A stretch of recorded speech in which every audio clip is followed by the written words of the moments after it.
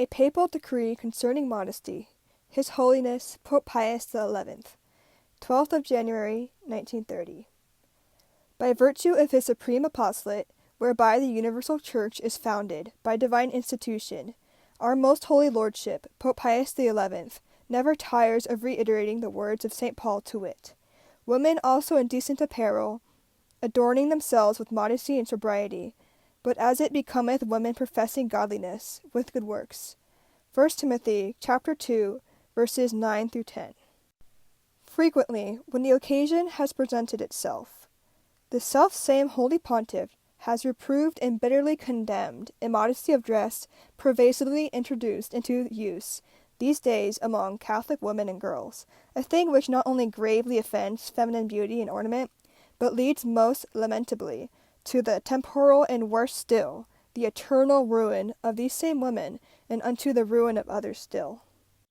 It is no wonder, then, that the bishops and other ordinaries, as befits the ministers of Christ, and each in his respective diocese, have opposed, by all means and with unanimous voice, such misguided license and brazen impudence, and tolerating the while with calm fortitude, on account of this, frequent derision and abuse brought against them by souls of ill will. So let this sacred concilium of the clergy and of the people pursue the same sort of vigilance and action regarding the propagation of discipline as the holy bishops, with deserved approbation and praise, and let it earnestly exhort these same men that they implement the counsels and the undertakings begun in due season, and urge them on generously and to the best of their ability, until this pestiferous sickness be completely rooted out from amongst the honest affairs of men. That this aim might be brought the more easily and securely to effect, this sacred congregation, by the mandate of our most holy Lord, decrees what follows to be enacted.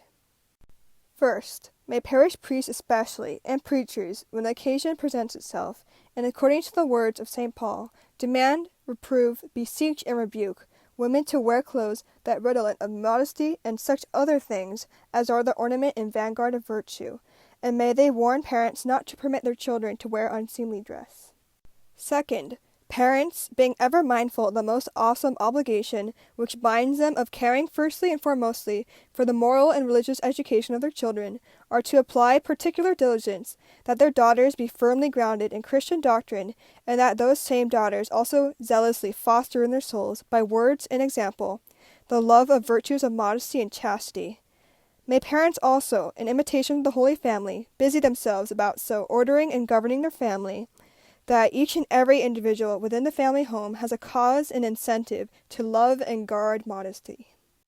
Third, let those same parents prohibit their children from public athletic events and gymnastics competitions, or, at least, if their daughters must be involved in them, that they take care to exhibit clothing which is fully in keeping with modesty, and that their parents never permit them to wear immodest clothing.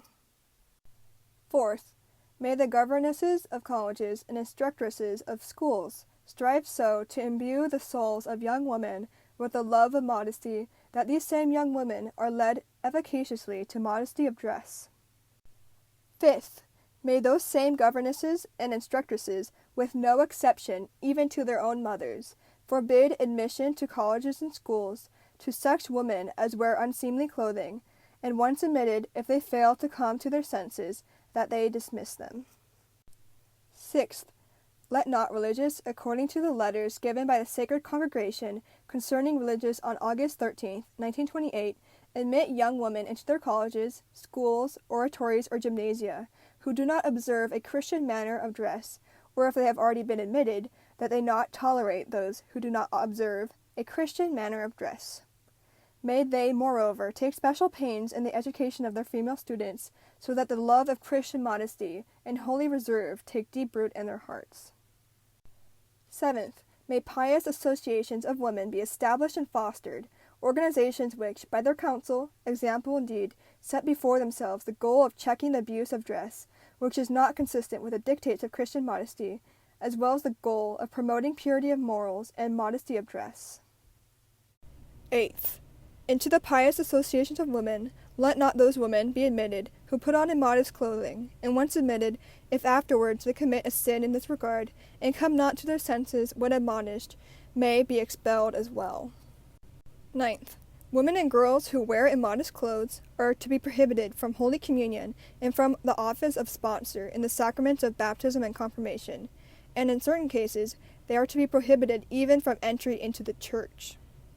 10th, when feasts occur throughout the year, which supply a particular opportunity to inculcate Christian modesty, and especially feasts of the Blessed Virgin Mary, may parish priests and priests of pious associations and heads of Catholic societies not fail, by means of a sermon for that occasion, to recall and encourage women to a Christian manner of dress. Every year, on the feast of the Immaculate Conception of the Blessed Virgin Mary, let special prayers in all the cathedrals and parish churches be made, and where possible, may timely exhortation be given to the people in the church.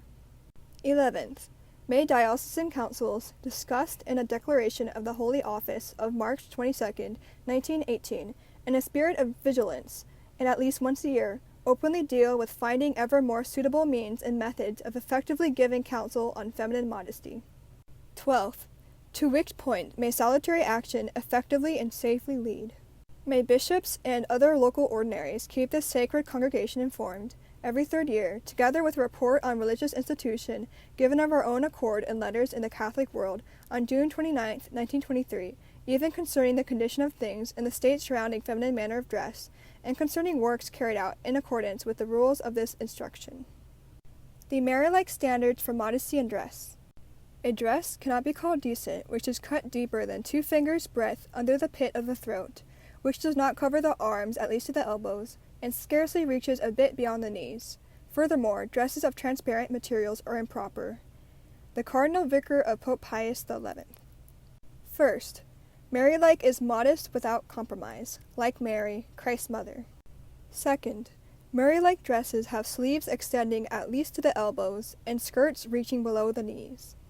However, because of impossible market conditions, quarter-length sleeves are temporarily tolerated with ecclesiastical approval until Christian womanhood again turns to Mary as the model of modesty and dress.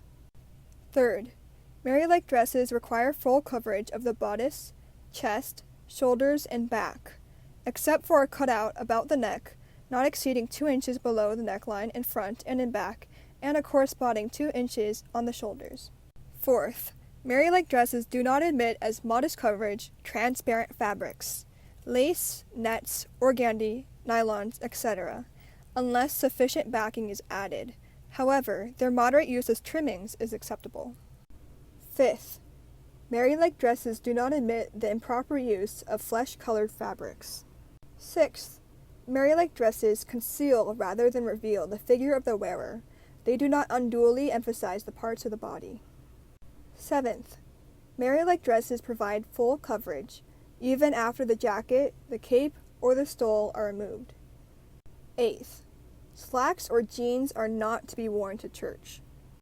Marylike fashions are designed to conceal as much of the body as possible rather than reveal it. This would automatically eliminate such fashions as tight-fitting slacks or jeans, sweaters, shorts which do not reach down at least to the knees, sheer blouses and sleeveless dresses, etc. These Marylike standards are a guide to instill a sense of modesty. Women and girls who follow these standards and who look to Mary as their ideal and model will have no problem of modesty in dress. She who follows these standards will not be the occasion of sin, nor a source of embarrassment or shame to others.